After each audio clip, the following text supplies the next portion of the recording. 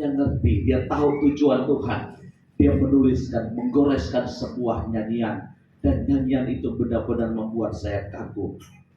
Dia memulai begini, lalu kata Maria, jawabku, jiwaku memuliakan Engkau. Saudara, kalau kita mengerti apa arti hidup ini, berapa lama kita hidup, untuk apa kita hidup, maka Maria berkata, mulai sekarang aku mau terus memuliakan Tuhan. Kalau saya diberkati, saya mau memuliakan Tuhan. Dengan uang saya, dengan karunia saya, dengan seluruh nafas hidup saya mau memuliakan Tuhan. Tuhan harus dimuliakan. Tuhan harus kagum dengan hidup ini.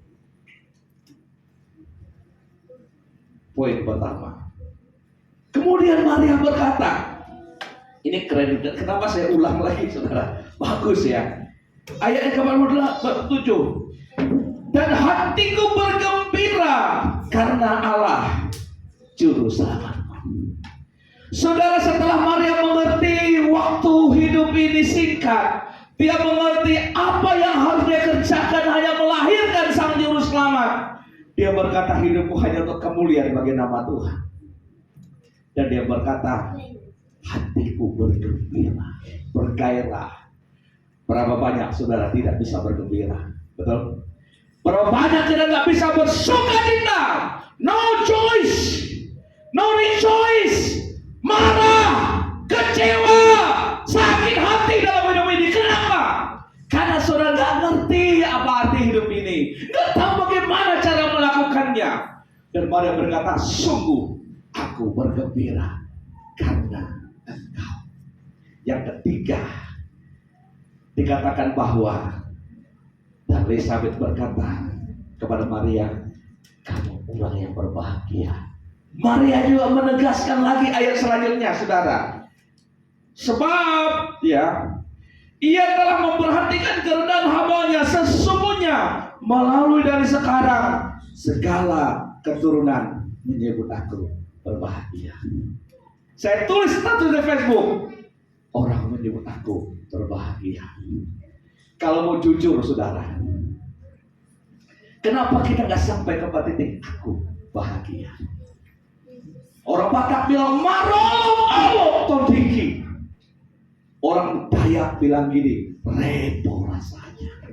Saudara gak pernah ketemu dengan kata repo, marolong, rejoice, bahagia. Kenapa? Karena kita gak paham. Waktu menghadapi pergumulan, waktu menghadapi masalah, waktu menghadapi tantangan, sudah berkata ini salah si A, salah si B, salah si C. Sudah menyalahkan kondisi, menyalahkan orang lain. Tidak pernah seperti Maria, nggak ngerti kenapa ada persoalan, nggak ngerti kenapa ada pergumulan, makanya nggak bahagia. Saudara, sayang sekali kita orang Kristen kok nggak bahagia. Kita orang Kristen gak mau lebih bahagia. Maria berkata, aku akan berkata, aku keturunan orang yang berbahagia. Maria punya uang enggak? Waktu mempersembahkan korban hanya burung tekukur, artinya suaminya miskin. Berapa banyak orang bercerai gara-gara suaminya miskin? Berapa banyak orang bercerai gara-gara uang? Berapa banyak orang gak berbahagia karena gak punya fasilitas? Saya berkata, semiskin-miskinnya kita lebih miskin Yesus. Yesus berkata, serigala punya liang, burung punya sarang, anak manusia tidak punya bantal meletakkan kepala. Tapi Yesus berkata, Maria ibu yang berbahagia. Melahirkan Yesus gak ada infusnya, gak ada dokter spesialis, gak ada sesarnya, gak ada bantal, hanya palungan bekas makanan babi. Dan babi itu binatang paling haram di Israel. Tapi dia berkata, aku bahagia. Kalau tanya sama ibu-ibu, apa kebahagiaan ibu-ibu? Melahirkan anak yang cantik di rumah sakit yang mahal, harganya ratusan juta, suaminya kaya. Maka itu bukanlah kebahagiaan yang sejati. Maria berkata, aku wanita yang berbahagia.